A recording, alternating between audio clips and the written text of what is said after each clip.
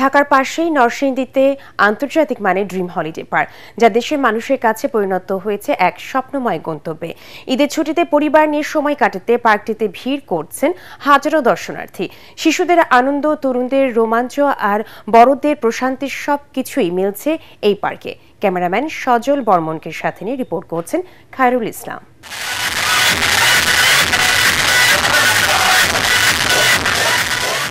সবুজে ঘেরা মনোরম পরিবেশ, চোখ ধাঁধানো সাজসজ্জা আর আধুনিক সব রাইড নিয়ে ঢাকার খুব কাছেই নরসিংদীতে গড়ে উঠেছে ড্রিম হলিডে পার্ক, যা এখন পরিণত হয়েছে শিশু কিশোর থেকে শুরু করে সব বয়সী মানুষের কাছে এক আকর্ষণীয় বিনোদন কেন্দ্র হিসেবে। আর প্রত্যেক ঈদে তা বেড়ে যায় আরও কয়েক গুণ। দিনভর নানা বিনোদনে মেতে থাকেন রাজধানীবাসী সহ দেশের বিভিন্ন প্রান্ত থেকে আসা মানুষ। আসেন ভিনদেশিরাও। দেশ বিদেশের বিভিন্ন ইতিহাস আর ঐতিহ্য নিয়ে গড়ে ওঠা ড্রিম হলিডে পার্কের অন্যতম আকর্ষণ রিভার ক্যাব। এখানে ফুটিয়ে তোলা হয়েছে মিশরের ঐতিহ্য, ডাইনোসরের দুনিয়া, আগ্নেয়গিরি সহ জঙ্গলের অপরূপ সৌন্দর্য। রয়েছে গ্রামীণ জীবনের গুচ্ছগ্রাম, যার সৌন্দর্য মন কেড়ে নেবে ছোট বড় সবার। ওয়াটার পার্কের রাইডের জলকেলি, কৃত্রিম লেকে বোটিং, ট্রেন রাইড কিংবা ভূতের বাড়ির দিনভর দারুণ সব অভিজ্ঞতায় মেতে ওঠেন দর্শনার্থীরা। ভালোই লেগেছে, ঈদের ছুটি ছিল, বাচ্চারা ঘুরতে চাচ্ছিল, যার কারণে এখানে এসেছি আর কি। ঈদের পরিবেশ মানুষ বেশি, তবে ভালো, আমরা খুব এনজয় করছি। ফ্যামিলি নিয়ে ঘোরার মতন, ঢাকার কাছাকাছি একটা বিনোদনমূলক জায়গা, এভরিথিং সবকিছু মিলে পারফেক্ট। সবার সঙ্গে এসে খুবই ভালো লাগছে, জায়গাটা খুবই সুন্দর, সবাই ফ্যামিলি নিয়ে ঘুরতে আসবেন। ড্রিম হলিডে পার্ক স্থাপন করার পর থেকেই আমাদের এই নরসিংদী জেলাটাকে এক নামেই দেশ বিদেশে চেনে। ড্রিম হলিডে পার্ক এটা একটি সারা বাংলার মধ্যে একটা ব্যান্ড, এখন আধুনিক ছোঁয়া এটার মধ্যে আছে। ঘোরার অনেক জায়গা আছে যেখানে সারাদিন দিলেও ঘোরা যাবে না, এখানে থাকতে ইচ্ছা করবে, এখান থেকে বের হওয়ার আর ইচ্ছা হবে না। এখানের রাইডসগুলো অনেক ইন্টারেস্টিং, অনেক মজা হয়েছে। পার্কে আগতদের নিরাপত্তায় নেওয়া হয়েছে সব ধরনের ব্যবস্থা। আমাদের যে নিরাপত্তামূলক ব্যবস্থা, এটি সবসময় খুব গুরুত্ব সহকারে আমাদের দেখতে হয়, কারণ এখানে আপনি জানেন যে হাজার হাজার দর্শনার্থী এখানে আসে এবং কখনো কখনো আমরা দেশের বাইরে থেকেও পর্যটক এখানে আসতে দেখেছি।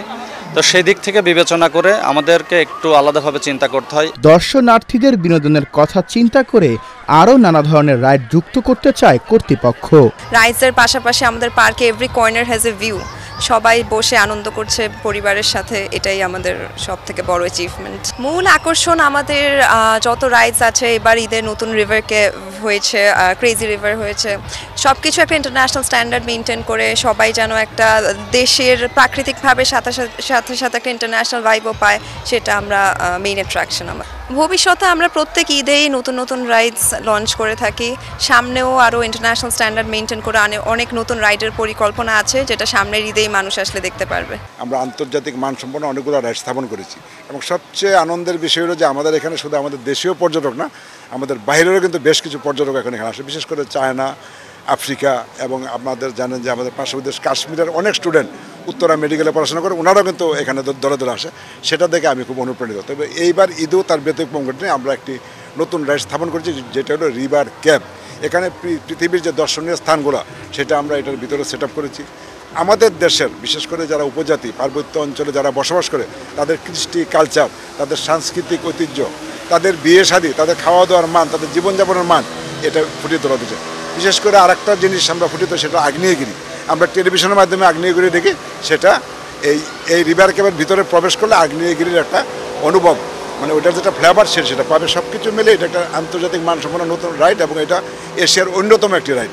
যারা আমাদেরকে সাপ্লাই দিয়েছে তারাই বলেছে যে বাংলাদেশে আমরা এই প্রথম একটি মানে সবচেয়ে অত্যাধুনিক একটি রিভার ক্যাব আমরা সাপ্লাই দিই। তারপর জানেন যে আমাদের দেশ নদীমাতৃক বাংলাদেশ, এখানে একটা নদীর অবয়ব গড়া তুলেছে, নদীর পাশে একটি আদর্শ গ্রাম করা হয়েছে। বিশেষ করে আমাদের যে অত্যন্ত আকর্ষণীয় ওয়াটার ওয়ার্ল্ডও আমরা বেশ কিছু নতুন রাইড স্থাপন করছি।